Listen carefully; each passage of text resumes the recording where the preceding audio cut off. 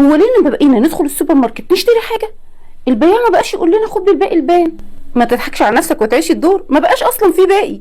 طب قبل ما العمله بتاعتك تبقى تاريخ واثار، تعالى معايا النهارده اقول لك ايه الاثار اللي موجوده على العملات المصريه.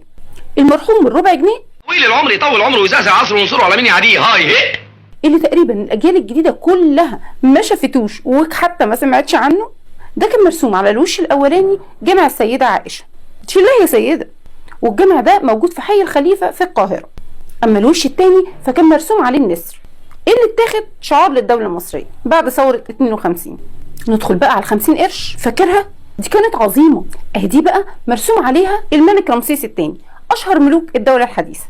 لكن زي ما هي راحت ايامها، تمثال رمسيس راح اعاره يا حاجه، اعاره، بنتك طالعه اعاره، وحاليا ما شاء الله منور كده في متحف تورين في ايطاليا. اما بقى الجنيه اللي بيصيف معانا ومقضيها بلبطه وعم طالع نازل، قصدي نازل بس، ده بقى مرسوم عليه معبد ابو سمبل اللي بناه رمسيس الثاني، اللي كان مرسوم على 50 قرش، فاكرها؟ بس الحمد لله معبد ابو سمبل لسه موجود في مصر وما هاجرش اي حته. اما بقى الناحيه الثانيه من الجنيه فمرسوم عليه جامع قنتبي اللي موجود في مصر القديمه بالظبط جنب تيزو نتانا. ابتدينا نستظرف. ندخل بقى على 5 جنيه. طب ما هي خضرة وجميله اهي، علشان كده رسموا عليها الاله حابي اله النيل ايام ما كانوا بيقدموا له القرابين علشان يرحمهم من الفيضان. دلوقتي برضو عايزين نميل عليه باي حاجه بس علشان ما يحرمناش من طلعته البهيه. جت بقى ال10 جنيه القديمه، راحوا رسموا عليها اشهر تماثيل الملك خفرع ابن الملك خوفو. اما بقى ال10 جنيه الجديده اللي ضد الميه ضد النار ضد الحشره ضد الفار، ابتدينا نكذب.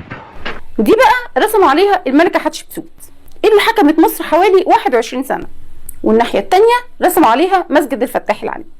اما بقى ال20 جنيه الجديده اللي ابني بيرفض ياخدها مصروف مش في الشهر لا في اليوم، دي رسموا عليها بقى مسجد محمد علي اللي موجود داخل قلعه صلاح الدين، والناحيه الثانيه رسموا عليها العجله الحربيه اللي ظهرت وقت هجوم الهكسوس على مصر.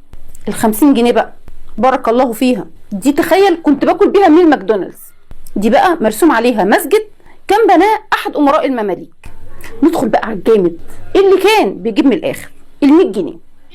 طويل العمر يطول عمره، طويل العمر طويل. اكتر صوره معبره فيهم ابو الهول اللي نايم بقاله فتره. اما الناحيه الثانيه فمسجد السلطان حسن. اخيرا بقى الورقه اللي بنندم لما بنفكها، ال200 جنيه اللي مرسوم عليها الكاتب عمال يكتب، والله ما فاهمين بيكتب ايه، بس تقريبا كده بيكتب علينا كمبيالات. ودي كانت حلقتنا النهارده، يا رب تكون عجبتكم واستنوني في حكايات حلوه كتير من مع رشا خيال. باي باي.